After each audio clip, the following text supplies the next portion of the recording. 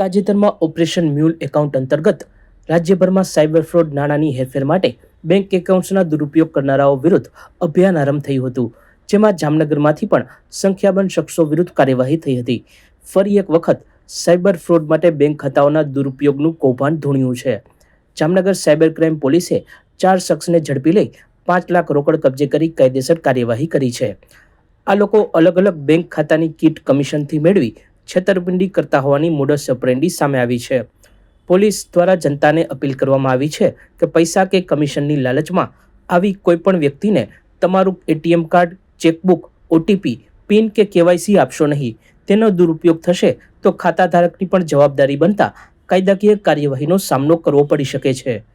Jamnagar cyber crime police સ્ટેશનમાં દાખલ થયેલા ગુનાની વિગત મુજબ જામનગર સાયબર ક્રાઇમના PSI R D Tank, head constable Kuldipsinh Jadeja, police constable Karubhai Vasra, Chiragbhai Vasiya એમને એક બાતમી મળેલી હતી કે જામનગરમાં અમુક અસામાજિક તત્વો ટોળકી બનાવીને જે બેંકના એકાઉન્ટ્સ હોય છે તેને લગતી કીટ અને સામગ્રી, એને એકાઉન્ટ, ચેકબુક, પાસબુક, તેમજ એટીએમ કાર્ડ, ડેબિટ કાર્ડ વગેરેની આપલે કરી અને જે ખાતા હોય છે બેંક એકાઉન્ટના ડિટેલ્સ એને કમિશનથી અલગ અલગ માણસો માટે જે સાયબર ફ્રોડના અથવા તો કોઈ ઓનલાઈન ફ્રોડને લગતા જેટલા કેસોમાં નાણાં આવતા હોય એની ઉચાપત કરવા માટે વપરાવવામાં આવતા હોય અને તેની પૈસાની તેમજ ખાતાઓની આપલે કરવાના હોય એવી બાતમી મળેલી હતી.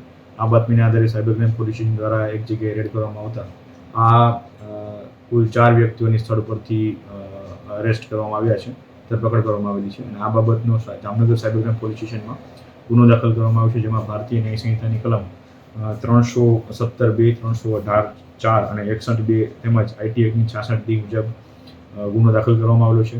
જે પકડાયેલા આરોપીઓ છે તેમના નામ હરદેવસિંહ લખુભા કેર, જે નાના થાવરિયાના છે, લલિતભાઈ રમેશભાઈ સાંગાણી જામનગર, મોહમ્મદ હનીફ સુલેમાન મોડા પાણાખાણ જામનગર, હર્ષભાઈ અનિલભાઈ જોઈસર જામનગર, આ 4 આરોપીઓને પકડી પાડવામાં આવેલા છે.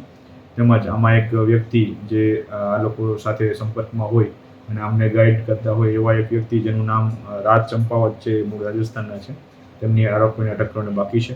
આ 4 આરોપીઓ પાસેથી બનાવ સ્થળેથી કુલ પાસબુક ને ચેકબુક નંગ 11, જે ડેબિટ કાર્ડ્સ ને એટીએમ કાર્ડ છે તે 9, મોબાઈલ 4 અને કુલ 5 લાખ રૂપિયા રોકડા કેશ મળી આવેલ છે અને આ બાબતની આગળની તપાસ હાલ સાયબર ક્રાઇમ પોલીસ સ્ટેશન દ્વારા કરવામાં આવી રહી છે. એ બાબતની તપાસ કરવાની બાકી છે કે આ લોકો અગાઉ ક્યાં આવી રીતના ગુનાઓ અથવા તો બીજા એકાઉન્ટ્સ આવી રીતના કોઈ ભાડે આપેલા છે.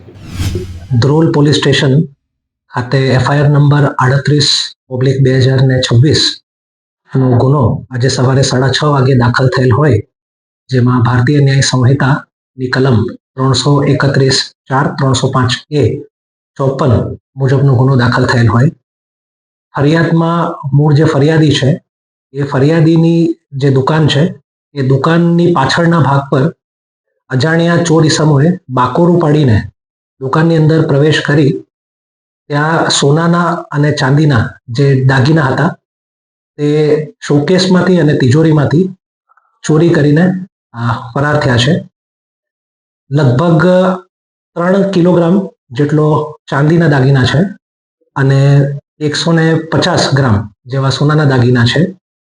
એટલી કિંમતના સોના ચાંદીના દાગીના લઈને અજાણ્યા ચોર ઈસમોએ આ કૃત્ય કરેલ છે અને હાલમાં આપણી તપાસની કાર્યવાહી ચાલુ કરેલ છે. ડોગ સ્ક્વોડ તથા એફએસએલની મદદ લઈ રહ્યા છે. આસપાસમાં પૂછપરછ ચાલુ છે તથા સીસીટીવી ચેક કરવાની કાર્યવાહી હાથ ધરવામાં આવી છે.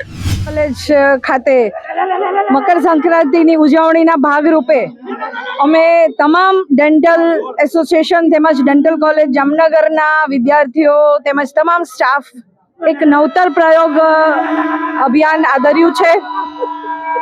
આપ જોઈ રહ્યા છો કે પતંગોત્સવની ઉજવણી ચાલી રહી છે.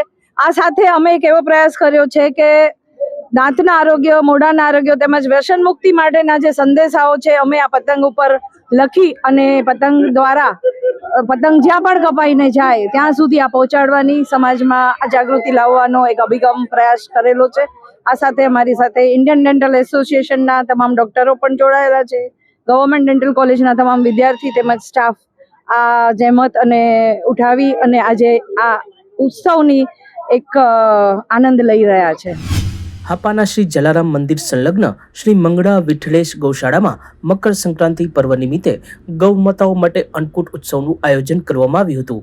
આ તકે ગૌવંશનું પૂજન પણ કરવામાં આવ્યું હતું.